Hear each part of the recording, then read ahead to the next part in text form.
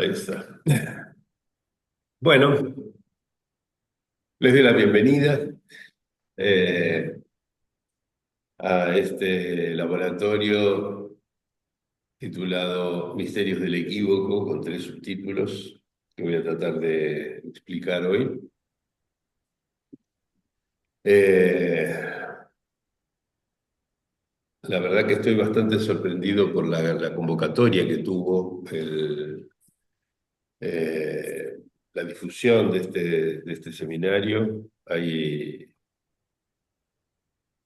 gente anotada de aquí, de la Argentina, de Capital Federal, de Buenos Aires, Chubut, Córdoba, Corrientes, Jujuy, Mendoza, Neuquén, Río Negro, San Juan, San Luis, Santa Fe, Santiago del Estero y Tucumán.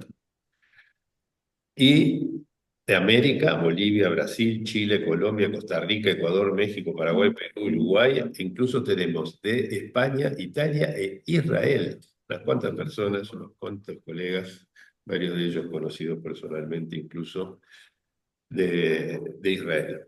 Y digo un poco sorprendido porque eh, da, yo estoy interesado en el equívoco, pero a mucha gente el equívoco le parece o bien algo superfluo del psicoanálisis, o bien como que es pan comido, ¿no? Es decir, algo que no tiene ningún misterio, que no tiene ningún secreto, que se reduce simplemente a una conexión múltiple entre significante y letra que podemos pensar y discutir. Sin embargo, eh, a pesar de que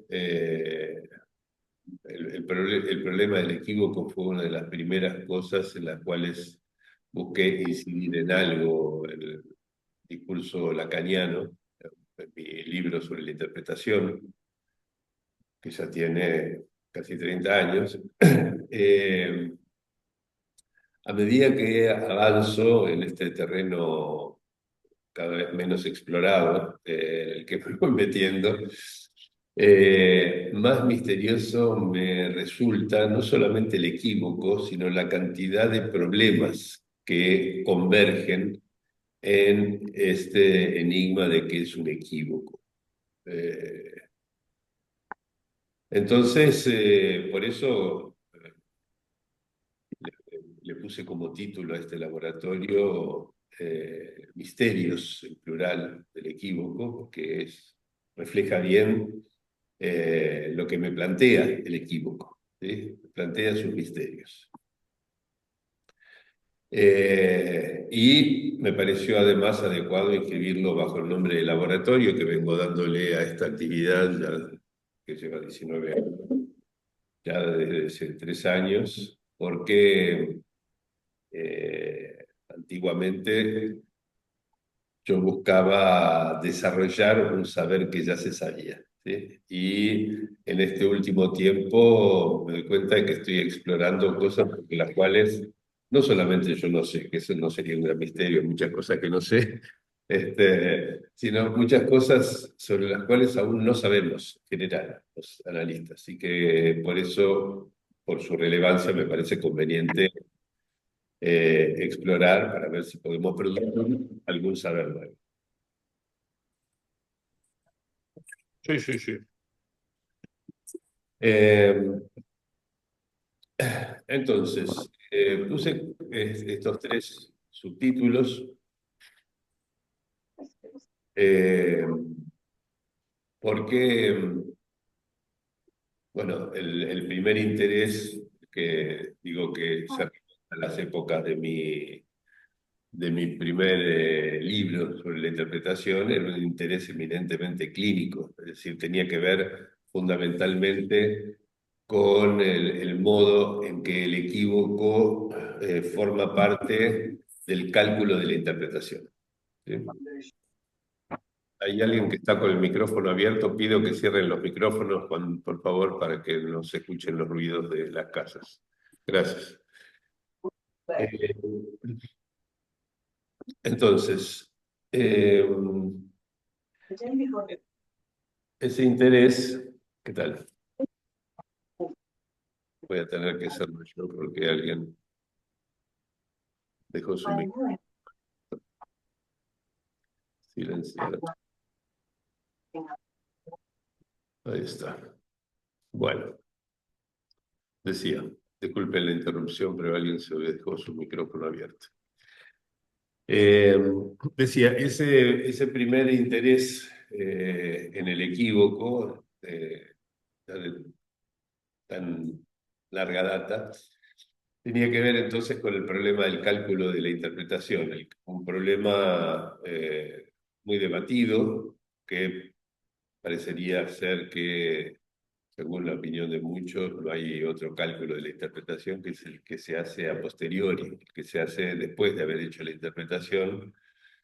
Discuto fuertemente esa posición en la clínica, que en definitiva podría desembocar en una especie de vale todo. Total, solamente hay que ver después los efectos, ¿no? Y era un debate entonces que tenía como telón de fondo el problema crucial de la responsabilidad del analista. ¿Sí? La responsabilidad del analista en su acto en general y en su acto interpretativo en particular. Eso me llevó a estudiar diversas estructuras, la del chiste, la del lapsus, la de la interpretación en particular, etcétera, en los cuales encontré que era absolutamente relevante elevar a 3 el número de dimensiones del significante que Saussure consideraba, Saussure y Lacan y Jacobson hasta ese momento consideraban reducido a 2. Por ejemplo, significante, significado o metáfora y metonimia, siempre un espacio plano, por así decirlo, con 2 dimensiones para pensar la estructura del significante. Sin embargo, en ese momento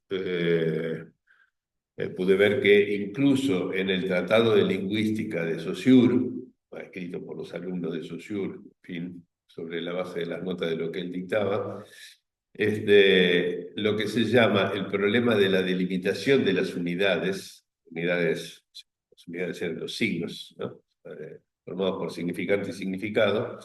En ese problema, el propio Saussure se había enfrentado con la dificultad que plantea el equívoco y la respuesta que había dado acerca de cómo se resuelve en una frase equívoca la delimitación de las unidades que constituyen en ese lugar la cadena significante era absolutamente criticable.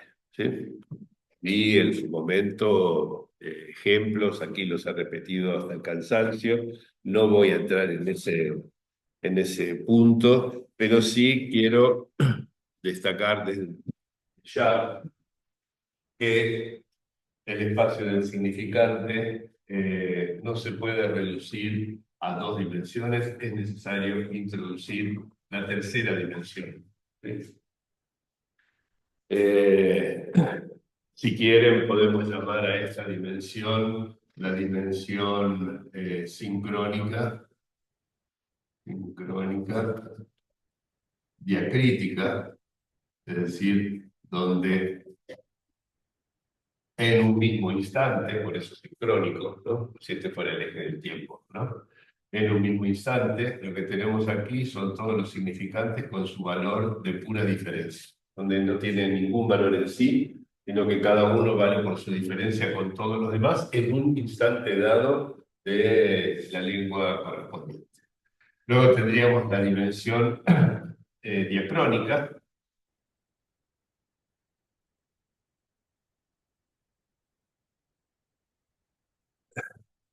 en la cual tenemos los efectos de anticipación del sentido y retroacción de la significación, ¿sí?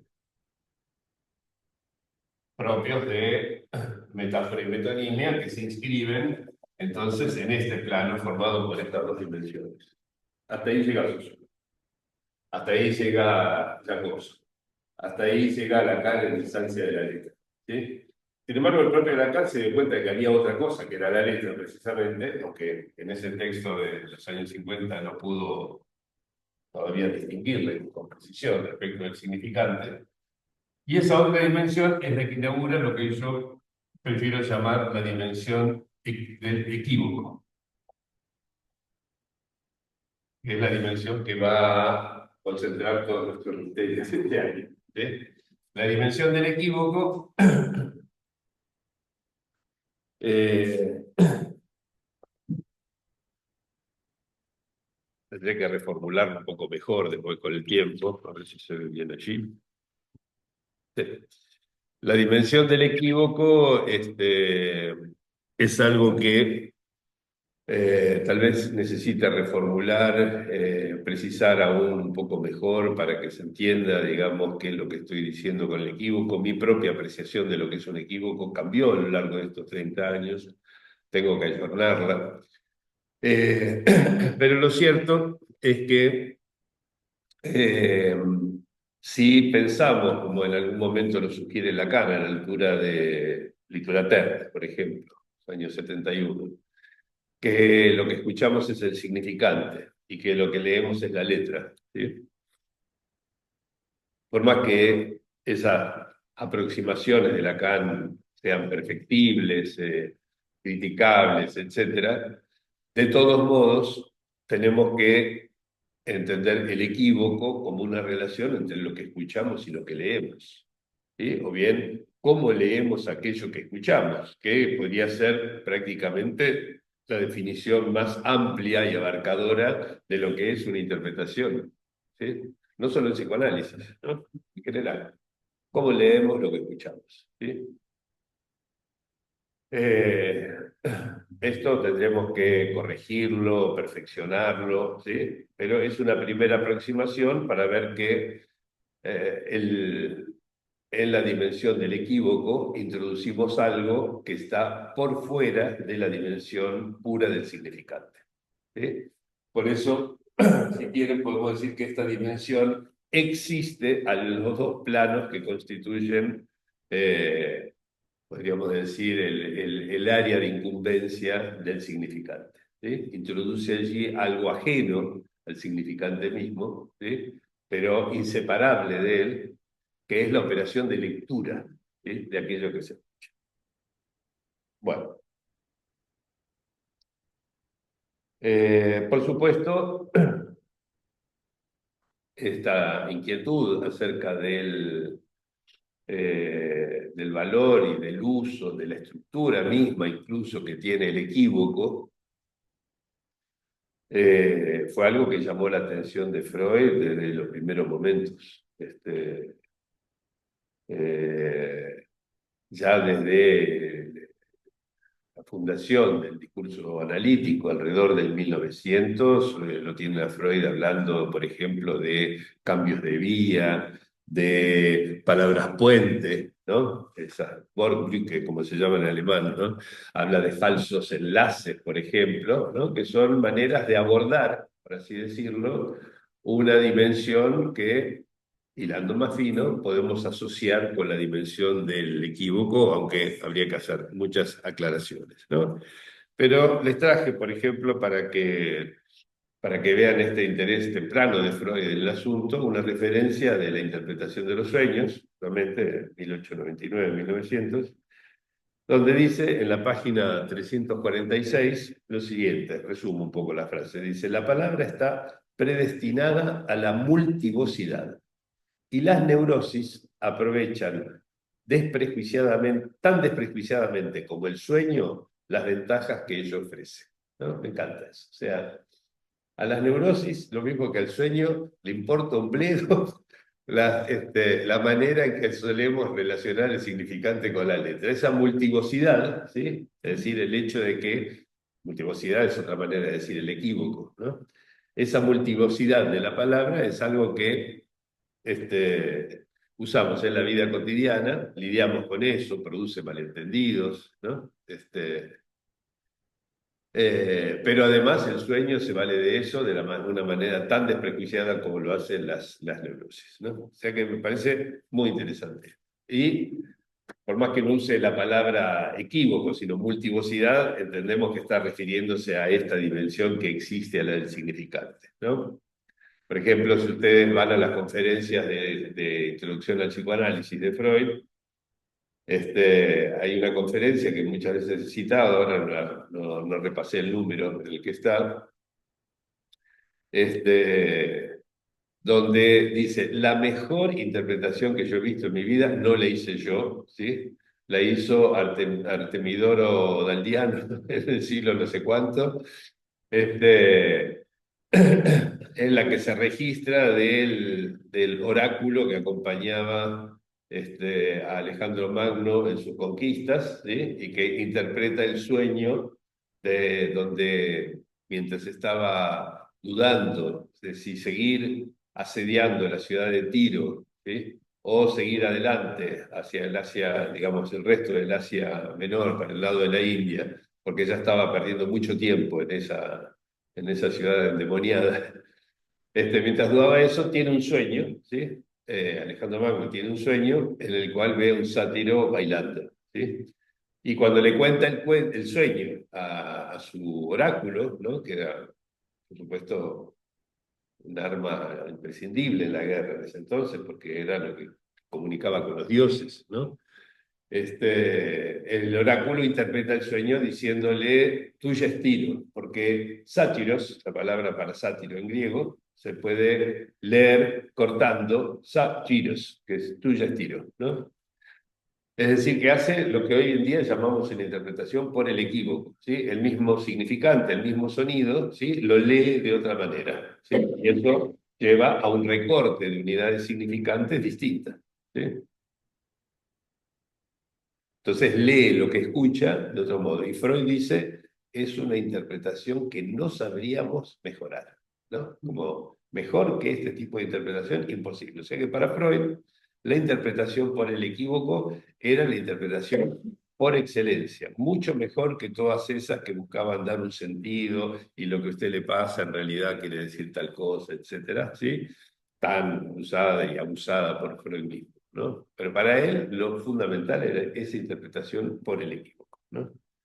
Y además, la historia muestra que eso produce un cambio en la posición del sujeto Alejandro Magno, ¿no? Que decide dejar sus vacilaciones atrás, arremete y termina de doblegar a la ciudad. Bueno, entre ahí, año 1900, interpretación de los sueños, ¿sí? Y el último Lacan, 1975-76, ¿sí? Tenemos un arco, una continuidad prácticamente sin desvíos, ¿sí? Que lleva a Lacan a decir, por ejemplo, en su seminario 23, que el equívoco es la única arma que disponemos contra el Santón. ¿Sí?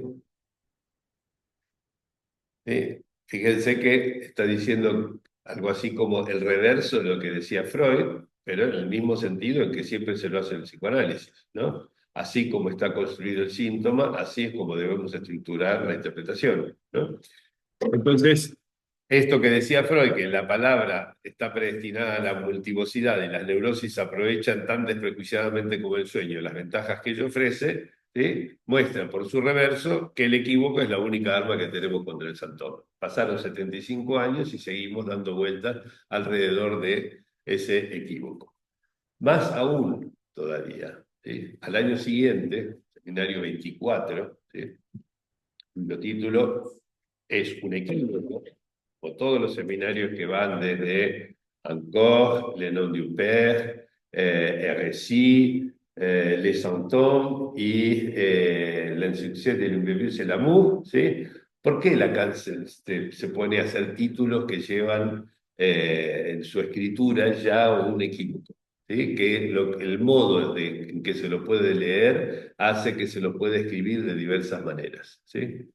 ¿Por qué? Porque hay un interés en desentrañar qué es esa única arma contra el Santón que tenemos, ¿sí?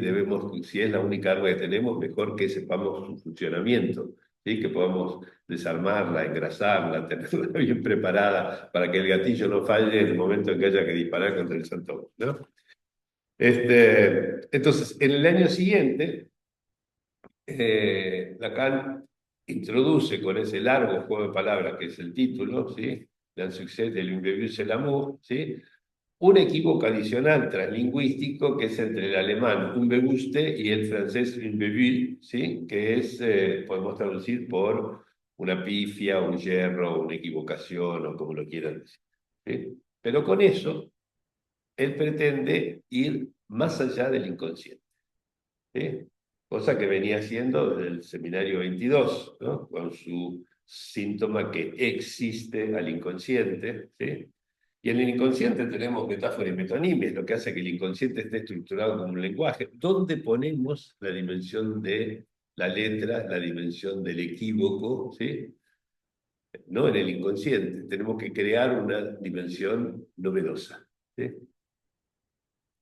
Y él dice que crea, digamos, que con esta Immeview él pretende ir un poco más allá del inconsciente freudiano, ¿no? O sea que ven cómo se puede armar un arco vinculado con el problema del equívoco como herramienta de la interpretación, reverso de que en el equívoco podemos encontrar como el corazón del santón, ¿sí? Desde el primer Freud hasta el último Lacan, ¿sí? O sea, sin solución de continuidad. ¿Sí? Por lo tanto, esto justifica la primera rúbrica que le di como subtítulo a este misterio del equívoco, que es la cuestión clínica, ¿sí? Donde lo principal es síntoma e interpretación. ¿Sí?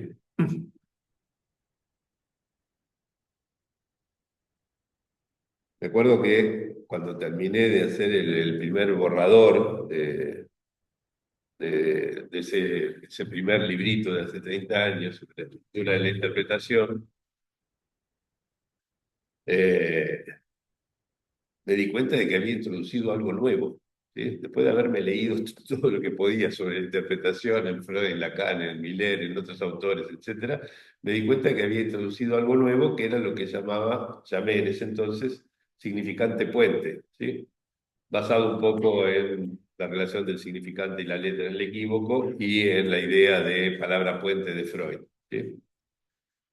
No me gusta esa denominación, pero es lo que hizo que la primera edición del libro llevara una foto del puente de San Francisco, ¿cómo se llama? El Golden Gate de San Francisco, y para la reedición que se hizo unos 20 años después, no sé, el puente de la mujer de acá de San Telmo, de Puerto Madero, que nació.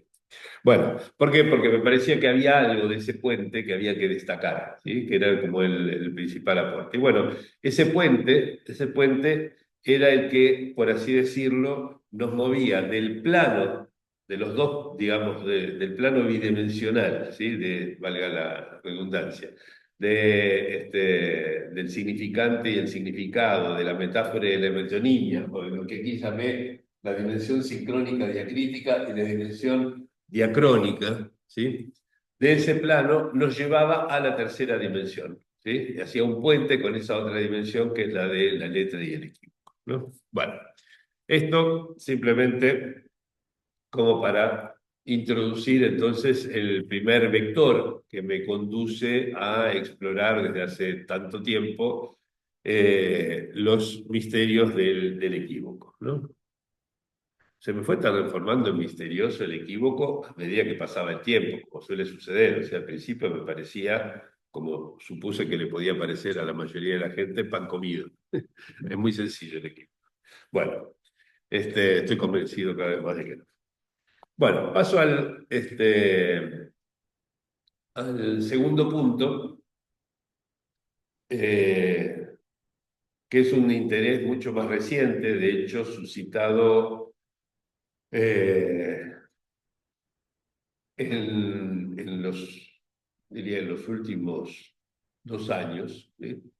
A partir del momento en que empecé a explorar las composiciones entre discursos y poco antes, cuando trabajé el sinsentido del síntoma, pero luego las composiciones entre discursos y particularmente el año pasado, la relación que hay entre discursos y sexuación, ¿sí? Lo que llamé, con poco de humor, discursexuación, todo junto. ¿Sí?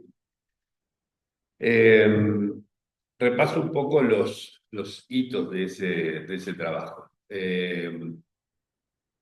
Cuando estaba terminando de ver las consecuencias clínicas que tenía erradicar el principio de placer de la doctrina analítica, en lugar de mantenerlo con todos los parches que Freud y Lacan y todos los que siguieron tuvieron que hacer para salvar las inconsistencias doctrinarias e incluso clínicas que introduce ese bendito principio introducido por Freud. Me vi llevado otra vez a revisar la relación que existía entre el significante, la letra y el síntoma. Y terminé haciendo en ese entonces, hace un par de años, una relectura del olvido del nombre propio de Signorelli, que es el primer capítulo de la psicopatología de la vida cotidiana. Y una explicación totalmente distinta de la que plantea Freud acerca de ese olvido en términos de una composición de dos discursos en Freud. ¿Sí?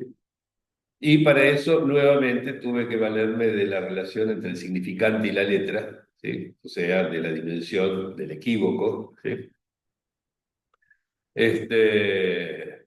Cosa que quedó como resonando, digamos, en de todo lo que desarrollé posteriormente acerca de cómo se componen entre sí los discursos. O sea, el equívoco no es ajeno a la estructura fina, microscópica, podríamos decir, del modo en que los discursos se componen entre sí. Eso quedó allí, digamos, en remojo, madurando durante algún tiempo.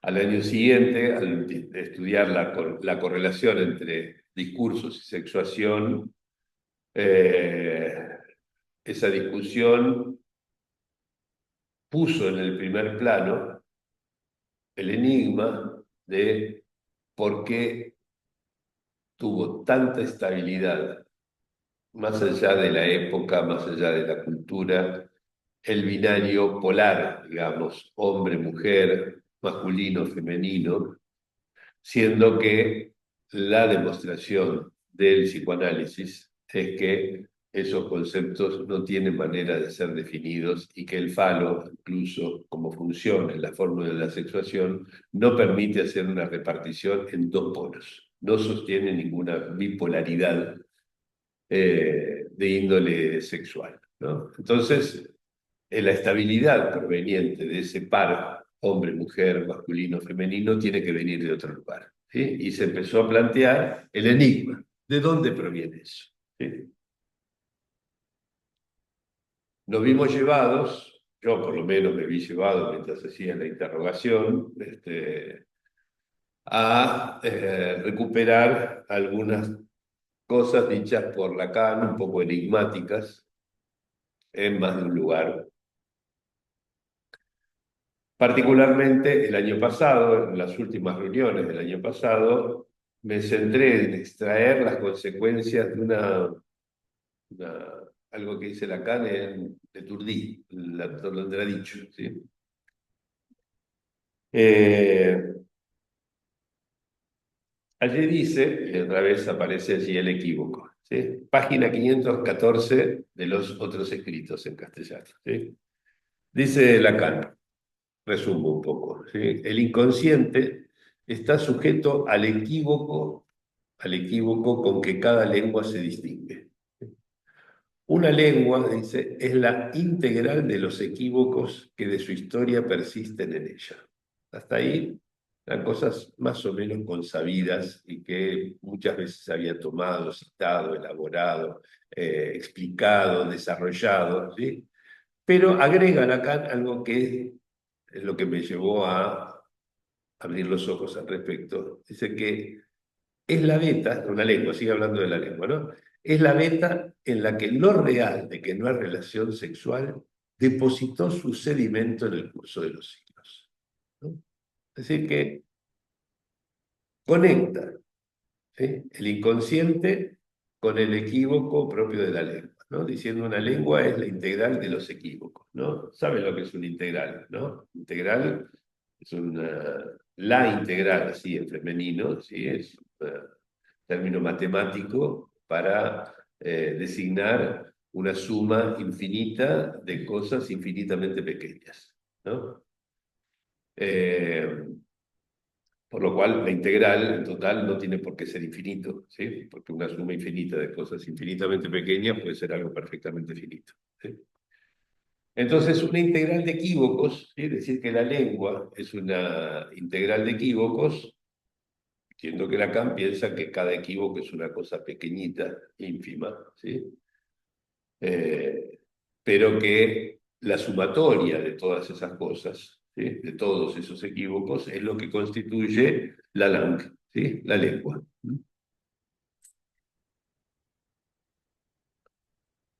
Y decir que el inconsciente está sujeto al equívoco con que cada lengua se distingue, ¿sí?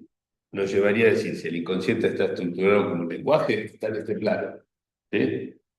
Y el equívoco, ¿sí? Con que cada lengua se distingue, ¿sí? Ese lo ponemos en la dimensión que existe, la tercera dimensión que introducimos, ¿no? Es decir, una lengua es la integral de los equívocos que de su historia persisten en ella, bárbaro, está muy bien, se entiende, ¿sí? En alguna lengua se priorizan algunos equívocos, en otros otros.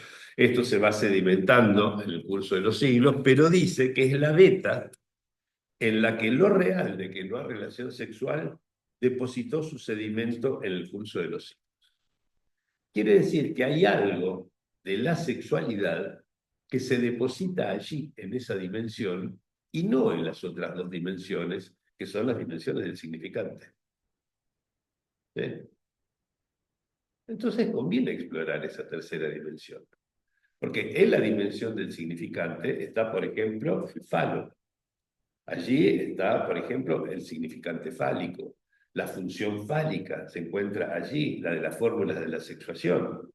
En las fórmulas de la sexuación que arma Lacan, ¿sí? Y que no tenemos por qué discutir, podemos tal vez precisar mejor algunos de sus términos, pero en esas fórmulas, de esas fórmulas podemos concluir que no hay manera de repartir entre dos campos que pudieran llamarse masculino y femenino, hombre y mujer, etc. O sea que en esa dimensión, la del inconsciente, la del falo, allí nos encontramos la respuesta a nuestra pregunta de dónde viene semejante estabilidad que hace que siempre existan polaridades de índole sexual en todas las lenguas, en todas las culturas, en todas las épocas, ¿no? Este, al retomar desde esta perspectiva, eh, el final de la frase de Lacan, ¿sí? Cuando dice esto, ¿no? Es la beta en la que lo real de que no es relación sexual depositó su sedimento en el curso de los siglos. Recordé algo que yo mismo había escrito, que había olvidado, en un libro que se llamaba Pasos hacia una economía de los goces. ¿Sí? En la página 62 había dicho que la lengua es el precipitado en una comunidad lingüística de innumerables experiencias de goce. ¿Sí? O sea que, por otro camino, ¿sí? Había llegado a un resultado similar, convergente con el de Lacan, no exactamente idéntico, porque yo lo que digo es que ahí la lengua es el precipitado en una comunidad lingüística innumerable, si quieren, es la integral, ¿no? Como decía Lacan, ¿sí? Pero digo, de experiencias de goce. ¿Sí? Experiencias de goce ya le da un valor positivo a lo que viene en el lugar de la no relación sexual, en cuyo curso se inscribiría esa tercera dimensión, ¿no? Se sedimentaría la tercera dimensión. O sea que a partir de esta convergencia entre el dicho de Lacan y lo que yo había pensado tiempo atrás sobre la lengua, es que propuse explorar las últimas reuniones del año pasado, que están todas subidas a internet, gracias a Jorge Landero, que ya terminó su posgrado, se recibió, aprovecho para felicitarlo, nuestro colaborador lejano en Culiacán, México. Este, En esas últimas reuniones propuse explorar esta dimensión en términos de que esa dimensión del equívoco, esa de la lengua, esa que existe a las dos dimensiones del inconsciente, ¿sí? En esa dimensión convendría explorar, buscar las respuestas a la pregunta ¿por qué la estabilidad férrea de la polaridad masculino-femenino independiente de la cultura, etcétera, ¿sí? De la época y lo que sea. Es decir, ir hacia esa polaridad hombre-mujer, masculino y femenino, entonces, no como un par significante de oposición, ¿no? Como una posición significante en el sentido diacrítico sociuriano del término, sino como residuos de experiencias de goce. Es decir, que lo que llamamos hombre en nuestra lengua, en nuestra cultura, sería el residuo de innumerables experiencias de goce, ¿sí? Así como sería mujer el residuo de, en nuestra cultura de innumerables experiencias de goce, etc. ¿Sí? Es decir, que introduce, por así decirlo, ese par, ¿sí? Introduce ciertas formas de organizar, por así decirlo, en el mundo significante, que es el que vivimos, con el que hablamos, ¿sí? Experiencias de goce que son diversas y que están fuera de la dimensión del significante, están en otro lado, ¿sí? Es decir, como si fueran, por así decirlo, hombre y mujer, ¿sí? Ahí apelo a algo que yo dije en una charla con colegas colombianos hace unos años, como si fueran tickets de ingreso o pasaportes a determinadas experiencias de goce, ¿no? Y sería esto, entonces, sería este precipitado de experiencias de goce en el término hombre, el precipitado en el término mujer, ¿sí? Eso sería lo que habría tornado relevante como consecuencia la diferencia sexual anatómica, ¿sí? O sea, la diferencia sexual anatómica no sería la causa de de la repartición, sino que la repartición se daría en términos de experiencias de goce y como consecuencia se haría relevante la diferencia sexual anatómica, ¿sí?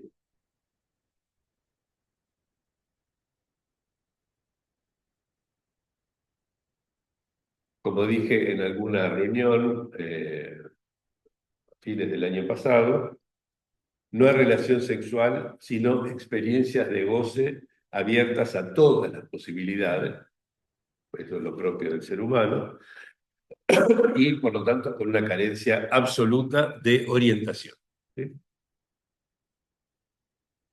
Las relaciones de goce, ¿sí? Llamadas hombre y mujer, no entre hombre y mujer, ¿no? Sino que hombre es una relación de goce, mujer es una relación de goce, ¿sí? Esas relaciones de goce llamadas hombre y mujer se inscriben a partir del goce situado en el nivel del lazo sintomático, ¿sí? Que es lo que suple precisamente la relación sexual que lo hay. O sea, ese lazo con el partener, ¿sí? Ya nos pone en condiciones de situar nuevamente esta vertiente del equívoco, ¿sí? En la dimensión sintomática, sintomática con TH. Por lo tanto, conviene explorar este, la polaridad sexual masculino-femenino, ¿sí? En términos de experiencias de goce. Y esto me llevó, ahora en el curso del verano, gracias a una hermosa invitación que me hicieron unos colegas muy queridos de Costa Rica. Tercera invitación, es la primera vez que voy a dar allí presencialmente un largo seminario con varias partes, etcétera. Mientras preparaba, el seminario fue sobre sobre sexuación y discursos, o sea, lo que siempre trato de hablar de lo que me tiene entusiasmado en el momento, digamos, ¿no? De lo que me interroga. Este, y, y entonces, mientras preparaba eso, todavía con los signos de interrogación que me había dejado la exploración del año pasado, eh, recaí en una de las primeras, en la primera clase del seminario 19, Lacan, que además fue el primer seminario que traduje de él, y particularmente en un par de páginas que incluyen una de las frases para mí más enigmáticas que dijo Lacan, o sea, más que enigmática yo diría, es una frase que nunca había entendido, a pesar de haberla traducido, porque no era un problema de entender en la lengua francesa lo que estaba ahí, sino qué quiso decir con esto, ¿sí? Es una frase que encuentran por ahí entre la página 15 y 17, no noté la página exacta, pero entre la 15 y la 17 está esto que quiero discutir con ustedes hoy, resumiendo lo que dije mucho más extensamente en Costa Rica hace un par de semanas, que es la frase, el error común, más o menos así, lo cito de memoria, el error común es no ver que el significante es el goce y que el falo es el significado. Premio Nobel de psicoanálisis para el que logre entender completamente esa frase. Yo empecé a entender un poquitito, así que capaz que me dan la oreja del premio Nobel. Eh, sí, sí, dice el error común, y después de eso habla está hablando de los transexuales, pero habla más en general, digamos. El error común es no ver que el significante es el goce y que el falo no es más que el significado. Creo que es así la frase. Ahora lo voy a tomar un poco más textualmente y ponerlo en su contexto, ¿no? Pero el significante es el goce. ¿Qué quiere decir que el significante es el goce, ¿no? Que significante siempre fue un aparato del goce, ¿sí? Los discursos lo muestran muy bien, ¿sí? Y Lacan en esa época está terminando de desarrollar sus discursos, Seminario 19, ¿no? Los desarrolla más o menos entre el 16 y el 20, ¿sí? Los discursos. Eh, bueno, entonces cuando estaba preparando lo de Costa Rica, el seminario de Costa Rica, me detuve un buen tiempo. Me acuerdo que estuve todo un fin de semana con más o menos una página y pico de Seminario 19 de Lacan, este, pensando distintas lecturas de esa frase, buscando si el contexto podía ayudarme, ¿sí? Y descubrí que cuando habla del error común, ¿sí?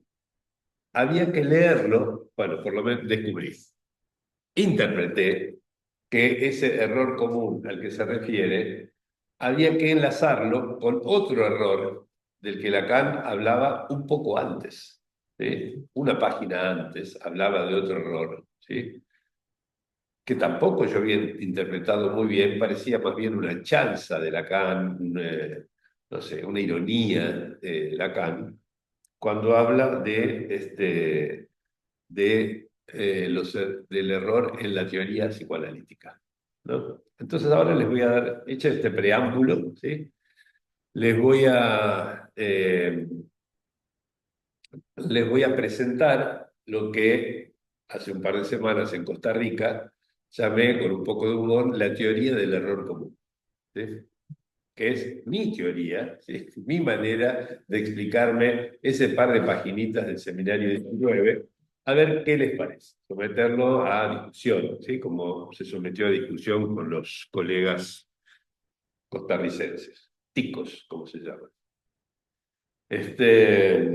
Bueno, Lacan está hablando en esa primera clase del seminario 19, peor, de la teoría psicoanalítica y dice que la teoría psicoanalítica debería ser ligera, ¿sí? Como no una cosa pesada, debería ser ligera. Y dice, agrega, tener la naturalidad de los errores. Que haya homo sin error, dice. Voy a explicar esto. Primero, la naturalidad de los errores. ¿Por qué habla de naturalidad de los errores? ¿No? Vamos abriendo un poco los signos de interrogación, ¿no? Evidentemente es una manera que tiene de conjugar la noción de lo natural con la noción del error, ¿sí? Si nosotros vemos que luego va a hablar del error común en un contexto en que está hablando del transexualismo, ¿sí? Quizás pensar en la naturalidad, ¿sí?, de los errores a que se refiere la teoría ya no resulte tan traído de los pelos, ¿sí? Pero además dice que debería, la teoría psicoanalítica, en la teoría psicoanalítica debería haber homoncium error, ¿sí? Voy a escribir la palabra.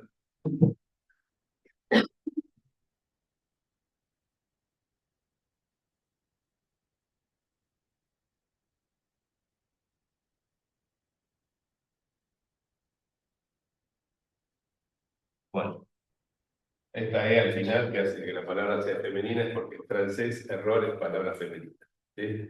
Bueno, ¿qué es este homoncium? ¿Sí? Es un equívoco, primera cuestión. Es un equívoco con homoncium. ¿Sí? Al menos un error. ¿Sí? Entonces la teoría psicoanalítica debería tener al menos un error, ¿sí? Pero acá lo introduce por medio de un equívoco, es decir, algo que se escucha de una manera y se puede leer de más de una manera, ¿sí? Como un error. O sea que ya está introduciendo algo, ¿sí?, del equívoco en su planteo acerca de lo que la teoría psicoanalítica debería incluir. Convención error. ¿Sí? Pero además no usa cualquier equívoco, sino que hace el equívoco que había introducido precisamente desde el año anterior, para el seminario 18, para hablar de sus fórmulas de situación. Ese homoncium, ¿sí?, es el del existe al menos un X, ¿sí? O sea que se ve la condensación que está presente en esta frase. La teoría psicoanalítica debería ser ligera, ¿sí? Debería tener la naturalidad de los errores, ¿sí?, que haya, dice, au moins un erreur, ¿sí?, al menos un error, pero con este equívoco, ¿sí?, que además incluye el homo, ¿sí?, o sea, de hombre, ¿sí?, que es la lógica del todo con excepciones. Bueno. Ya vemos que Lacan está hablando con unos términos muy sopesados, digamos, ¿sí? No está simplemente divirtiéndose, sino que si se divierte puede ser que se divirtiera, pero lo hace con términos muy sopesados, muy delicados, ¿sí? Entonces, la teoría psicoanalítica debería ser ligera, tener la naturalidad de los errores, que haya homoncien error, ¿sí? Por eso no niego, dice Lacan, la diferencia natural, ahí ven lo de la naturalidad, la diferencia natural que hay entre una niña y un niño, ¿no? Diferencia natural entre el niño y la niña, ¿sí? Como si fuera algo natural, ¿sí? Bien, vamos a ver que lo que llama natural inmediatamente va a cambiar de signo a ser algo absolutamente cultural, ¿sí? Dice que esa diferencia natural, ¿sí?, entre la niña y el niño no es parte de una lógica. Ellos solo se reconocen como seres hablantes rechazando tal distinción entre niño y niña, ¿sí?, mediante identificaciones, ¿sí? O sea, el niño que se puede identificar con cualquier cosa, la niña también, etcétera. Por eso son seres hablantes, ¿sí? No hay nada de natural, ¿sí? Es todo producto de identificaciones, ¿sí? Pero lo importante, sigue Lacan, ¿sí?, es que se los distingue, ¿sí? O sea, es el otro el que los distingue, como niño y como niña, ¿sí?, maravillándose de ver en el niño el hombrecito que va a ser y en la niña la mujercita que será, conforme a qué, a los tipos hombre y mujer constituidos a consecuencia del valor que a posteriori, cuando sean adultos, va a adquirir la pequeña diferencia, ¿sí? O sea, no tiene nada de natural esa distinción entre el niño y la niña, es una distinción introducida por el otro, ¿sí? Que los distingue, ¿sí? Y los distingue diciendo que, viendo en ese niño cosas que solamente van a adquirir valor y relevancia, ¿sí? Después, cuando la pequeña diferencia tenga algún sentido, o sea, cuando se transformen en seres con una sexualidad de ejercicio, en ejercicio. Esa diferencia, ¿sí? La diferencia es que introducen, ¿sí? La pequeña diferencia, ya estaba para los padres. O sea que se va transmitiendo, ¿sí? Esa diferencia de una generación a la otra, ¿sí? Esa ya estaba para los padres.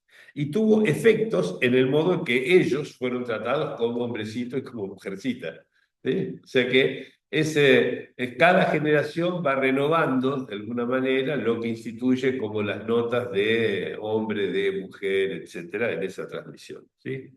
El juicio de los adultos cercanos a esos niños, ¿sí? Se basa en un error. Y acá volvemos al error, ¿sí? Ese juicio, entonces, con el cual nosotros cuando vemos un niño, una niña, etcétera, lo juzgamos, lo reconocemos, lo distinguimos, dice, el juicio de los adultos cercanos se basa en un error, ¿sí? Y aquí presten toda la atención, ¿sí? El de reconocerlos a partir de aquello por lo cual se distinguen, son distinguidos, digamos, ¿sí? Y en función de criterios que dependen del lenguaje, ¿sí? ¿Cuál es el error entonces? El error que naturalmente cometemos todos al hacer la distinción entre el niño y la niña, ¿sí? Reconocerlos a partir de aquello por lo cual se distinguen y en función de criterios que dependen del lenguaje, o sea, de lo que llamaremos hombre, de lo que llamaremos mujer, etcétera, sin saber a qué nos estamos refiriendo, pero que sugiero ya no leer como un par de oposición significante. Así, prosigue Lacan, no sé si voy a ir rápido con esto, ¿está claro hasta ahí? Sigo entonces. Así, el homoncium error, ¿sí? El al menos un error que debe tener la teoría, ¿sí? Vuelve consistente la naturalidad de la vocación de cada uno por su sexo, como si fuera natural que una niña así ya tuviera no sé qué caracteres para hacer un gesto, ¿no? Lacan habla, por ejemplo, de esconderse como un abanico, no sé qué, y el varoncito tan y no sé qué.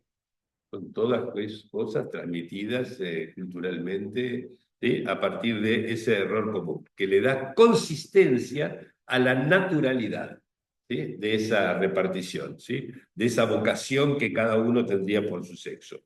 Dice, incluso cuando esa vocación no es patente, se lo naturaliza. Es un varón fallado, dice, ¿no? O, por ejemplo, aquí en la Argentina, por ejemplo, decimos, pero esta nena es un marimacho, por ejemplo, ¿no? Como si le faltaran los caracteres propios de no sé qué cosa que fuera la feminidad. Bueno, para acceder al otro sexo, ¿sí? Dice Lacan, ya estamos por la página 16 y 17, ¿sí? Del seminario 19. Para acceder al otro sexo, hay que pagar el precio de la pequeña diferencia, ¿sí? Que pasa engañosamente a lo real a través del órgano y este deviene significante, ¿sí? Esto me parece importantísimo entenderlo, si no, no se entiende lo que va a venir después, ¿sí? Para acceder al otro sexo, es decir, pasar de un sexo al otro sexo, ¿sí? ¿Cómo paso de un sexo al otro sexo? ¿Cómo paso de masculino a femenino o de femenino a masculino? ¿Sí? Hay que pagar el precio de la pequeña diferencia, ¿sí? Pero esa pequeña diferencia sabemos que no reparte hombres y mujeres en dos, ¿sí? Siempre es como decir, paso del otro lado de una banda de bohemios, pero es el mismo lado, ¿no? ¿Se entiende? O de una botella de Klein, que es la que usa Lacan, ¿sí? Entonces, para acceder al otro sexo hay que pagar el precio de la pequeña diferencia. Dice, ¿qué pasa engañosamente a lo real? Otra vez está en lo engañoso, ¿sí? El error, ¿sí? Engañosamente pasa a lo real a través del órgano. ¿Qué órgano? El órgano de la pequeña diferencia, ¿sí? Es decir, el pene, ¿sí? Se transforma a partir de eso en un significante. ¿Ok? para pasar al otro sexo, entonces tengo que hacer de ese pedacito de carne, digamos, tengo que hacer de eso un significante. ¿Sí? Significante que sabemos que en calidad de significante no reparte el universo en dos clases, masculino, femenino, etc. ¿Sí? El transexual no lo quiere como significante. ¿Sí? A eso no lo quiere como significante, y sí como órgano. ¿Sí? Lo quiere como órgano, ¿sí? Por eso es capaz de operarse, digamos, para pasar al otro sexo. ¿Sí? Sí como órgano. Y en eso, dice, padece el error común, del cual él quiere librarse. ¿Sí? O sea, el error común, ¿sí? ¿Cuál es el error común? Lo describe ahí a continuación en esta frase enigmática que les dije al principio. El error común es no ver que el significante es el goce y que el falo es su significado. ¿Cómo entiendo ahora esta frase? Después de darle todo este contexto. ¿Sí? Esto fue lo que mi novedad aportada en Costa Rica que quiero compartir con ustedes.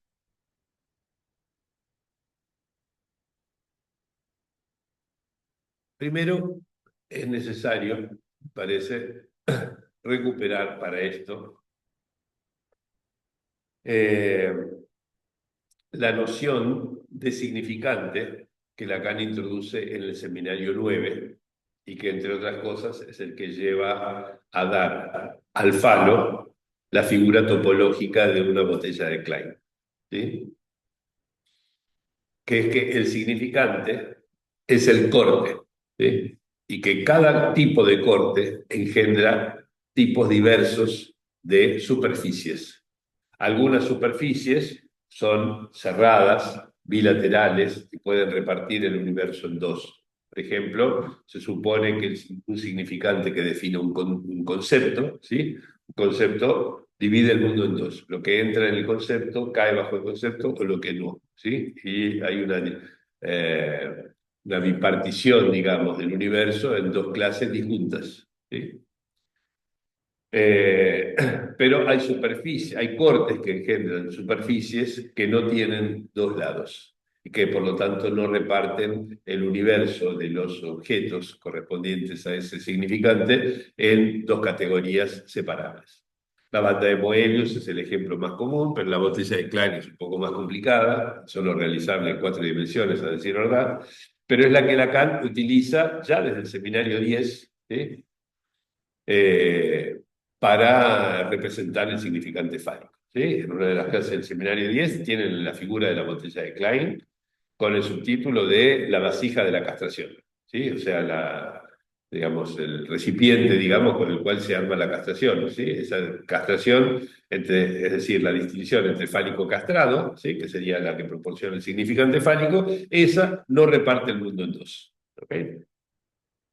Es el mismo esquema que aparece, aunque no en tres dimensiones, sino en un corte, en Hablo a las paredes, ¿sí? Donde aparecen H y M de hombre y mujer, ¿sí? Como si estuvieran en los dos lados, entre comillas, que no son dos, de una botella de Klein, solo que no puesta en tres dimensiones, sino en un corte. ¿Sí? Entonces, cuando Lacan dice el error común es no ver que el significante es el goce y que el falo es su significado, ¿sí? Creo fundamental recuperar la noción topológica del significante que Lacan introduce en el Seminario 9. ¿Sí? Es decir, que cuando está hablando de que el significante es el goce, está diciendo que lo que introduce el verdadero corte, ¿sí? Es el goce, no la pequeña diferencia, no la diferencia sexual anatómica, sino el goce.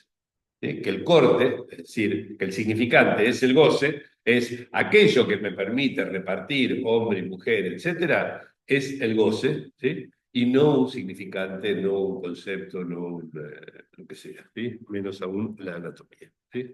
Entonces retomo, el error común es no ver que el significante, entendido entonces como corte, como diferencia que genera una superficie, es el goce, ¿sí?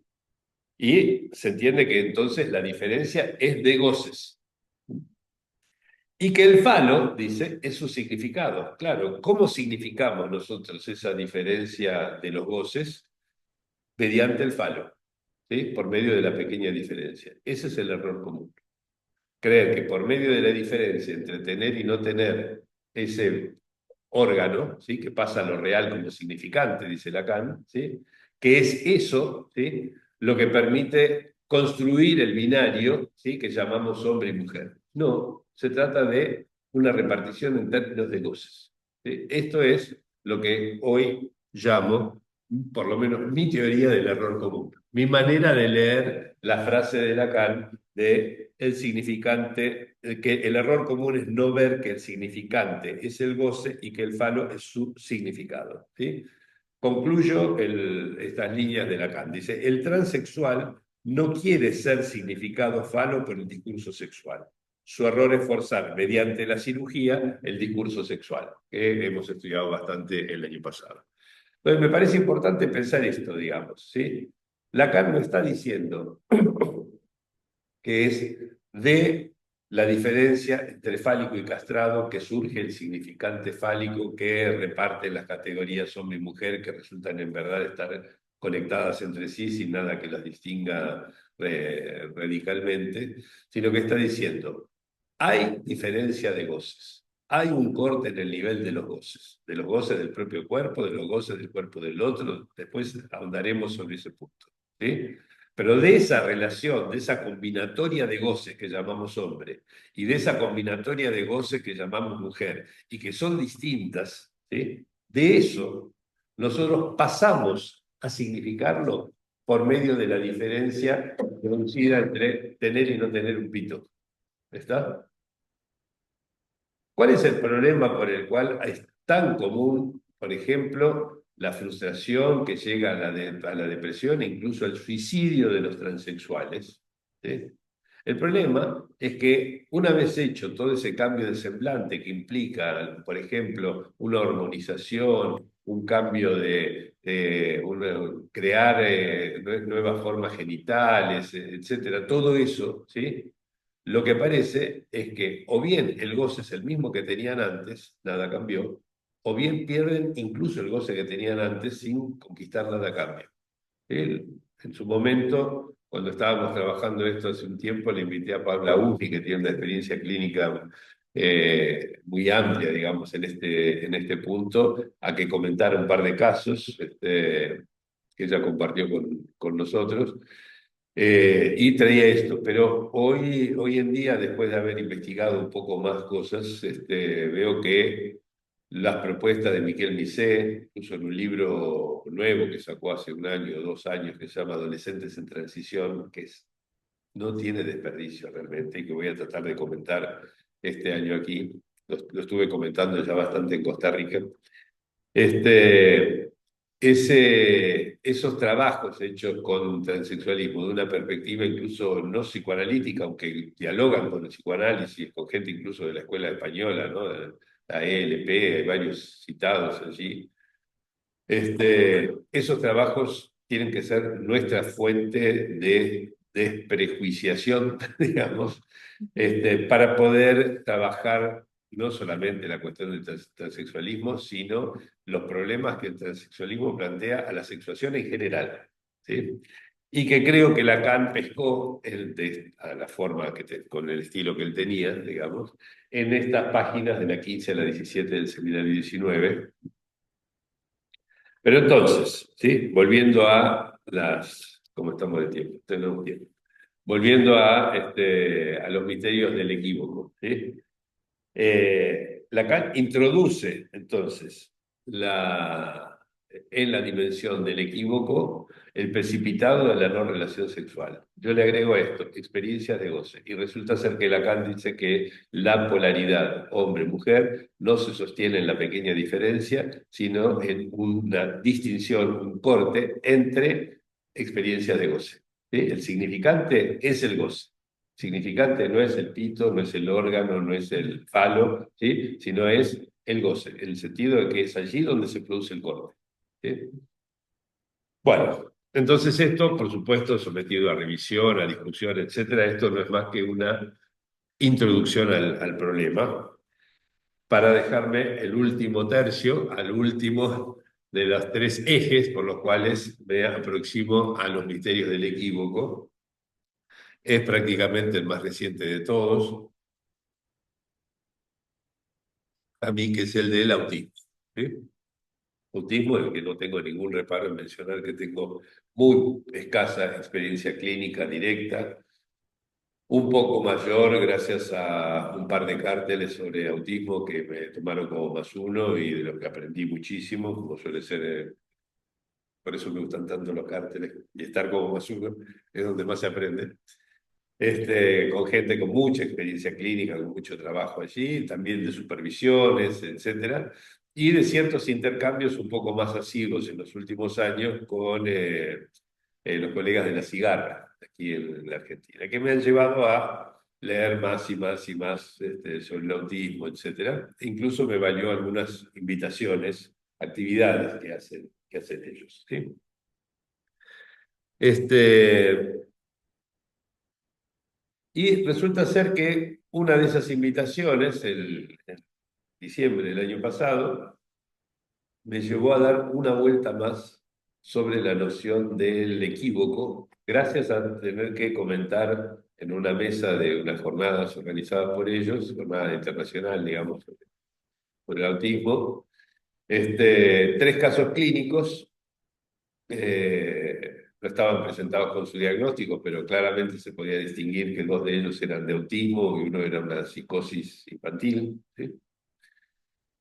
Y resultó ser que lo más sorprendente para mí, a medida que iba avanzando en la comprensión de esos casos para comentarlo, es que lo que a mí me permitió hacer una distinción entre autismo y psicosis infantil fue la diferencia entre la existencia y la inexistencia de la dimensión del equívoco en los casos. O sea que me resultó, para mi sorpresa, y que creo yo para la sorpresa de mis colegas allí, se armó una linda discusión después, me resultó incluso de valor diagnóstico diferencial la presencia en el discurso de equívocos, y casi diría de la tolerancia o la intolerancia al equívoco, ¿sí? En los casos. ¿Mm? Eh, entonces, voy a introducir clínicamente, digamos, esta vuelta de tuerca sobre el equívoco que provino del campo del autismo para mí, que me permite arrojar un poco más de luz sobre los misterios del equívoco o profundizarlos algo más. ¿Sí? Eh, yo hasta ese momento venía pensando que más o menos, digamos, sostenía esto que le dije al principio, que letra es lo que se lee, lo que se escucha es el significante, ¿sí? Pero uno de los casos que discutí en esas jornadas el 3 de diciembre pasado, el ciclo se llamaba, está todo subido a internet, creo, en Facebook, Leer el síntoma en el autismo, se llama ese ciclo. Bueno, en lo del 3 de diciembre, ahí había un caso que me mostró a mí que no era exactamente así como yo lo pensaba. ¿Sí? Esto se relaciona así con cosas que vengo trabajando en los últimos años para entenderlo, digamos, que lo que oímos en verdad, y ya con esto empiezo a hilar fino en el equívoco, lo que oímos son flujos de sonidos articulados, lo que yo llamo el flujo fónico. ¿Sí? De los cuales debemos separar la voz para hacerlos legibles, ¿sí? Porque si el sonido no fuera el sonido articulado no se separara de la voz, ¿sí? Lo que yo escucho proveniente de un enunciador y lo que escucho proveniente de otro enunciador serían distintos. No podría nunca decir son el mismo significante. ¿Sí? Todo dependería de la voz de quien lo diga. ¿Se entiende? O sea, es necesario una operación que separe el sonido articulado de la voz de quien enuncia ese sonido, ¿no? Entonces, todos oímos flujos de sonidos articulados, de los cuales debemos separar la voz para hacerlos legibles y para transformarlos en letras. Esta operación, digo, troquela o divide en pedacitos ese flujo en ciertas unidades que no forman una cadena significante a menos que esas unidades soporten el equipo. ¿Sí? ¿Ok? Para que se arme esos troqueles, digamos, ¿no? Esos pedacitos de flujo de sonido articulado, ¿sí? Para que se transforme en una cadena significante, ¿sí? cada uno de esos pedacitos, cada uno de esos troqueles, cada uno de esas unidades, ¿sí? Debe poder soportar el equipo, ¿sí? Porque a priori son meras letras, es decir, idénticas a sí mismas. Esto sí es algo que podemos agregar a la batería de cosas, ¿sí?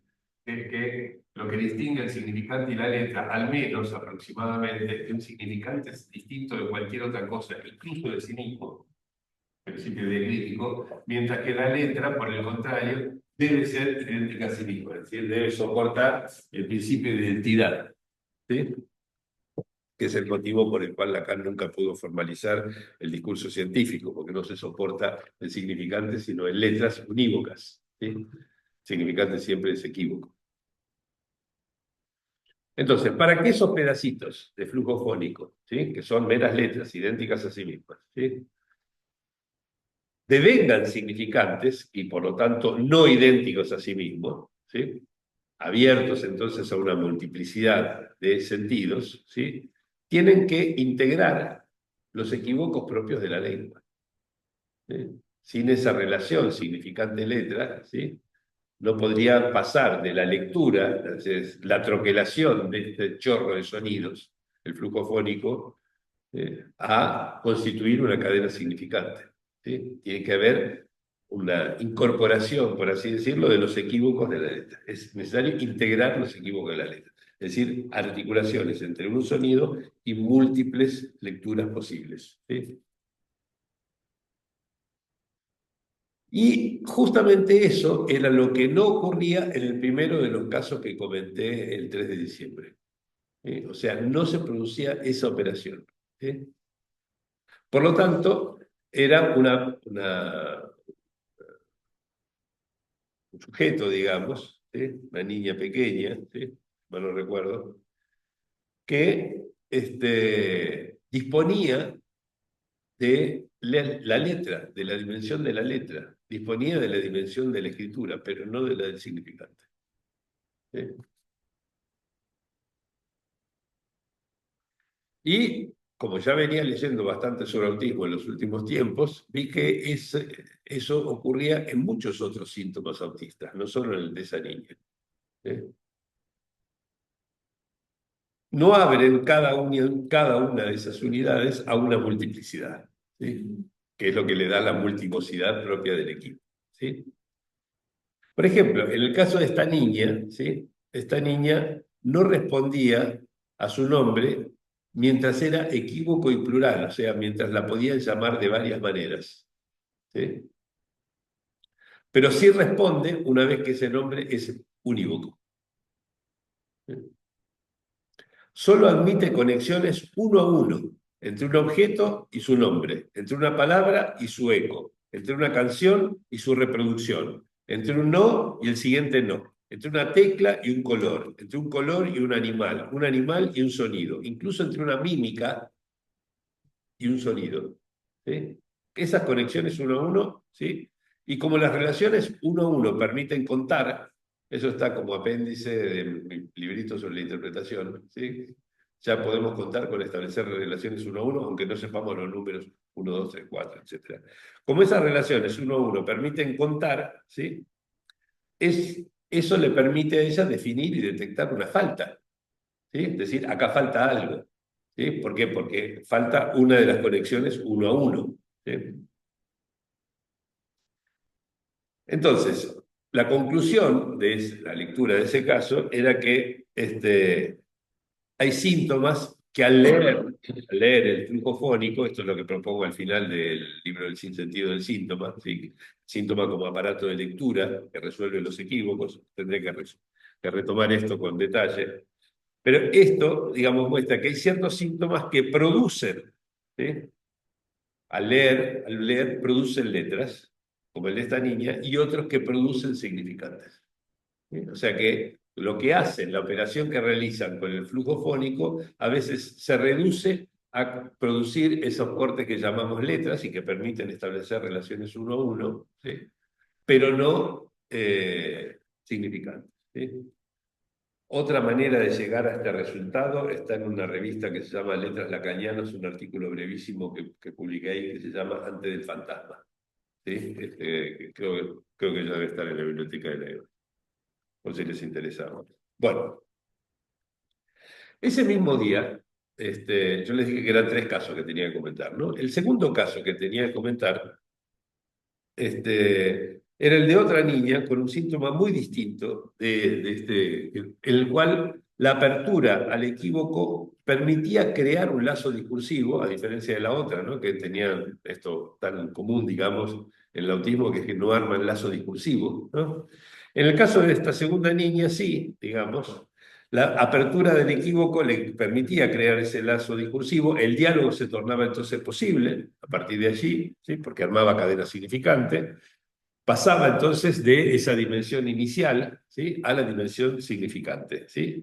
Y lo curioso, para mi sorpresa, fue que ese rasgo del estilo sintomático es el que me permitió entonces considerar el caso como una psicosis infantil y no como un caso de autismo, ¿sí?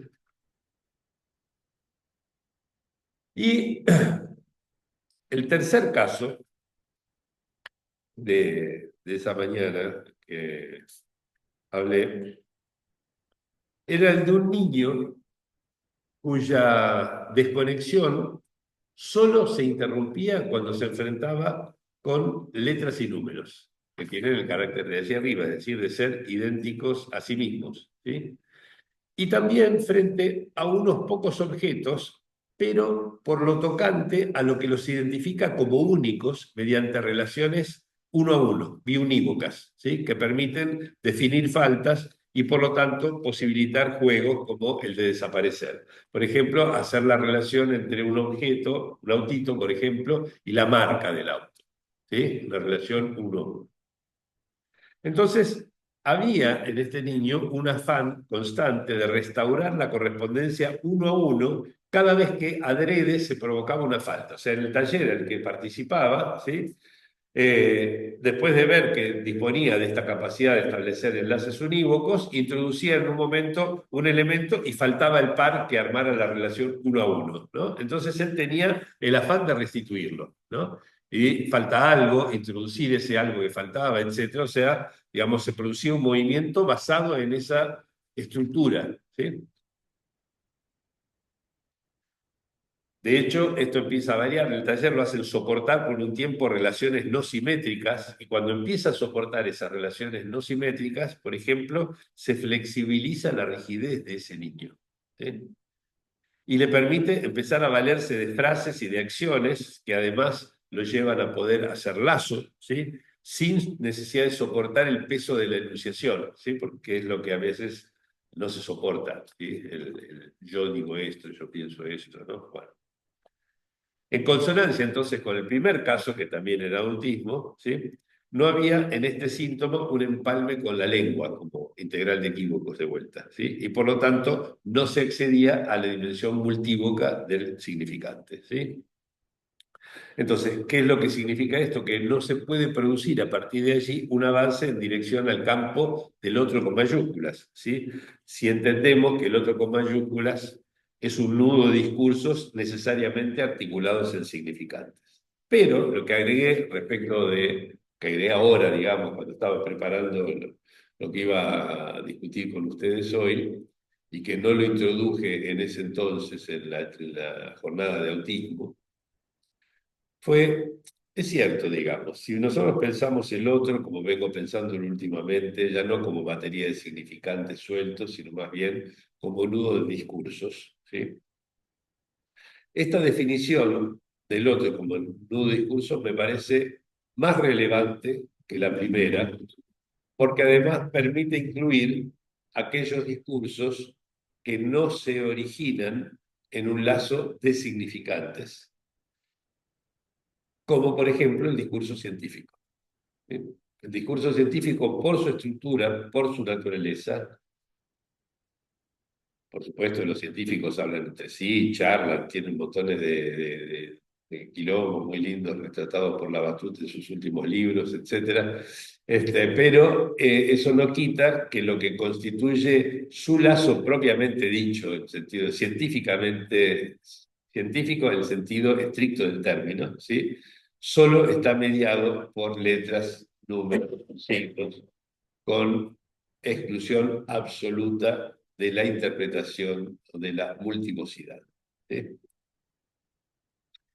Y entonces, esto me parece que empieza a arrojar luz sobre el hecho de que, a pesar de carecer de esta apertura al significante, el síntoma autista, ¿sí? No hay tanta dificultad para el autista en enlazarse a través de nudos discursivos que excluyen el significante, pero que no dejan de ser lazos. Por ejemplo, el discurso científico, ¿sí? Con todos sus herederos tecnológicos, por ejemplo, en la actualidad. ¿Sí? Tal vez esto sea una de las maneras de entender por qué ha habido tantos científicos autistas. ¿Sí? Ha habido y hay. ¿Sí? Excelente, por otra parte. ¿Sí? Entonces, bueno, con esto nuevamente nos encontramos con el equívoco desde un ángulo sorprendente para mí, ¿sí? Y que reúne, por así decirlo, inquietudes, desarrollos bastante novedosos de estos últimos años en lo que venimos trabajando en este ex seminario actual laboratorio. Por eso puse estos tres subtítulos, ¿no? Misterios del equívoco, la clínica, en sus dos aspectos polares, digamos, de eh, interpretación y síntoma, sexuación, entendido como discursexuación y con este acento puesto en la resolución de la teoría del error común. Este, y las cosas que dijo Lacan en Leturdi, interpretadas bajo esa teoría, digamos, ¿no? Del error común. Son textos que está el seminario y el 19 y Leturdi están a un año, 2 años de distancia apenas.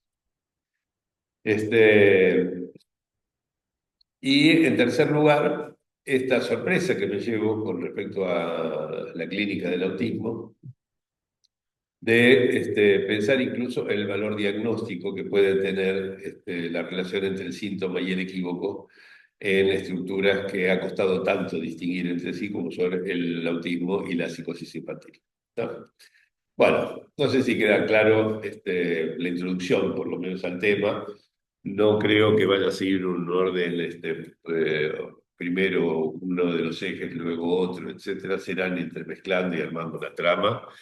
Pero bueno, tenemos unos minutos como para conversar. Si quieren utilizarlos desde el Zoom, no necesitan levantar la mano, directamente abren el micrófono y los vamos a escuchar. Desde aquí también mis queridos presenciales también los escuchan.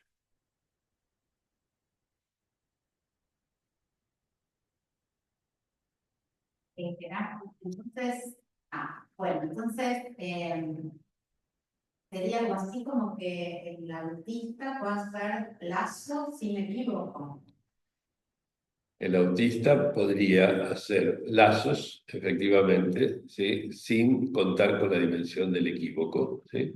Lazos que se sostengan esencialmente en la dimensión amplia de la letra, ¿sí? Que incluye signos, letras, números, etcétera, y todo lo que se soporte, digamos, en relaciones biunívocas que soporten el principio de identidad. ¿Está? Eso sería hasta donde llegué en mi manera de tratar de decir bien esto que estoy pensando. ¿Sí? De ahí que Miller dice que ¿Quién está hablando que lo escucho? en Azucena Sanón, Ah, ¿qué tal, Azucena? ¿Cómo te va? ¿qué tal? ¿Cómo estás? No, de ahí que Miller dice que en el autismo de lo que se trata es de iteración, ¿no? ¿De qué? Y la iteración. Sí. Y también se habla del S1 congelado, que no hace lazo con otro. Sí, Eso. ¿No? sí, efectivamente. Sí, estuve leyendo algunas cosas, inclusive siguiendo bastante de cerca este debate sutil entre Lorán y Maleval respecto de estas cuestiones. Sí, sí, no discuto, digamos, estos planteos. Tienen cierta relación, posiblemente tengan cierta convergencia con lo que estoy planteando, pero yo accedo a esto desde una dimensión bastante diferente. Eh, Porque, cierto, la iteración, podríamos decir, es casi como lo más visible, ¿sí? Del síntoma autista, ¿sí? Pero la relación del síntoma con la letra y con el significante y con el equívoco, ¿sí? Eso, que yo sepa, no ha sido explorado como tal, explícitamente. Y sin embargo es lo que llega a adquirir el valor este diagnóstico, incluso clínico, ¿no? Porque permitiría, por ejemplo, estrategias de abordaje, ¿sí? Estrategias para ampliar, ¿sí? Por así decirlo, el círculo de los lazos sociales establecidos por el sujeto, ¿no? Si se entiende, digamos, lo que se entienda, si se llega a compartir, que no sé si en todos los casos, pero que por lo menos en ciertos casos de autismo, que incluirían dos de los casos que discutí en diciembre, el problema está en que ese síntoma, como aparato de lectura del flujo fónico, eh, solo recorta letras, ¿sí? Y no incorpora la dimensión del equívoco, bueno, eso no cierra el lazo social para el autista, simplemente dice, serán lazos sociales en los cuales, ¿sí? El corazón de ese lazo social se soporte en relaciones biunívocas, no equívocas. ¿Mm? Hola Gerardo, ¿me escucha? ¿Quién está hablando? Ah, ¿qué tal? ¿Cómo te va, Rosana? Hola, ¿cómo estás Gerardo? Hay algo que quería que me aclares porque siempre es como una duda que tengo. Por ejemplo, cuando hablas de letra, de escritura, estamos hablando en el sentido de relación sexual, porque viste que Lacan postula que no hay relación sexual, que no puede escribirse la relación sexual. Entonces, cuando hablamos de lo que se escribe y de la letra, ¿sería de lo que de algún modo hace relación sexual? Sí, no, es un concepto mucho más amplio, Rosana, gracias por la pregunta. Sí, pero la noción de letra, sí, tenemos que, por supuesto, discutirla, ampliarla, pero es mucho mayor que esto. Cuando Lacan dice que, por ejemplo, la relación sexual es imposible, ¿sí? Y toma ese imposible en el sentido de lo que él define como la modalidad de imposible, que es que no cesa de no escribirse, ¿sí? Quiere decir que en cada ocasión en que esperaríamos que se escribiera esa relación sexual, ¿sí? En cada ocasión hay algo de esa relación esperada que no se escribe, ¿sí? Es un fallo a repetición, ¿sí? Una y otra vez no se escribe y no se escribe y no se escribe. Es eterno ese no escribirse, ¿sí? Es eterno como los laureles del himno nacional argentino. No, precisamente porque el propio Lacan, cuando habla de esto, ¿sí? Matiza la imposibilidad de relación sexual, diciendo que, por ejemplo, el amor puede hacerla existir.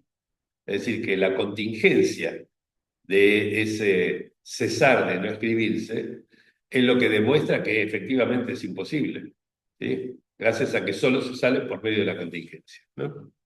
Entonces, esta noción de escritura es mucho más amplia en Lacan que lo que tiene que ver con la no relación sexual, aunque como vos decís muy bien, ¿sí? Se apoya en esto para decir que la relación sexual es imposible de escribir, ¿está? ¿Sí? Pero es mucho más amplia, digamos. Incluye esto que vos decís, pero es mucho más abarcadora. Y en principio lo que me interesa destacar hoy, por lo menos, ¿sí? Es la distinción entre algo que soporte el principio de identidad y algo que no soporte el principio de identidad, o si quieren, algo que admita relaciones de tipo biunívoca exclusivamente y algo que soporte relaciones multívocas, ¿sí? Estoy viendo a mi amigo Uxío, con el que me encontré personalmente hace un tiempo. ¿Qué tal? Nos encontramos en Galicia, pues, para nuestra sorpresa recíproca. Bueno, Hola, ¿qué tal? hola. Encantado de poder escucharte. Lo mismo. Bueno, Gracias. ¿alguna pregunta o comentario más? Nos queda un minutito hoy, si no, seguiremos después ¿cuándo es que viene a ser el segundo jueves de abril? Ya sería la próxima, ¿no? Segundo jueves de abril va a ser el 10 de abril. Bueno, ¿algo más? Breve, que tenemos un minutito. Gerardo, Sí. muy buen día. Muchas gracias, Gerardo. Muy interesantes siempre tus lecturas novedosas, eh, siempre me contagian. Quisiera preguntarte, ¿no? Porque en algún momento escuché de Vicente Palomera esta cuestión de, ¿no? Cuando abordó un caso de debilidad mental sobre se piensa con el cuerpo. Y no, lo pensaba en relación con lo que tú introduces a partir del error común, como ese significante, ¿no? Es el goce que hace corte, ¿no? Entonces, por una parte esto, de pensar con el cuerpo, por otra también, como abrir un camino para mí, para entender un poco mejor lo del goce del pensamiento, no sé, también por allí. Em, esto y bueno, por ahora se me olvidó la otra cuestión que también me abre. Ah, y la cuestión de la relación de las pasiones y el pensamiento, ¿no? Esta cuestión de que siempre que pensamos está allí, decía, por ejemplo, Lorán, en los objetos de la pasión, está por ahí el objeto, ¿no? Entonces, digamos, cuando se piensa, está por ahí la cuestión del objeto en relación con el significante. Bien, me abres estas cuestiones. Muchas gracias, Gerardo. Te agradezco los comentarios, Liliana. Si te interesa ampliarlos, tal vez podrías prepararlo y desarrollarlo en una próxima reunión. No tiene que ver, digamos, con un ángulo bajo el cual yo piense que podamos explorar los misterios del equívoco, pero como no prejuzgo, digamos, acerca de eso, y algo te resonó, quizás ese desarrollo me traiga alguna sorpresa, así que sería bienvenido que aportaras algo en relación al respecto. Solo agrego una cosita porque ya es muy tarde, tengo que irme al consultorio, que es que vuelvo a la frase inicial de Freud, ¿sí? Cuando decía lo del sueño, eh, que es que eh, la palabra está predestinada a la multiplicidad y las neurosis aprovechan tan desprejuiciadamente como el sueño las ventajas que ello ofrece. Bueno, los sueños son pensamientos, ¿sí? Resume Lacan, ¿sí? Y en este sentido son relaciones que se insertan, ¿sí?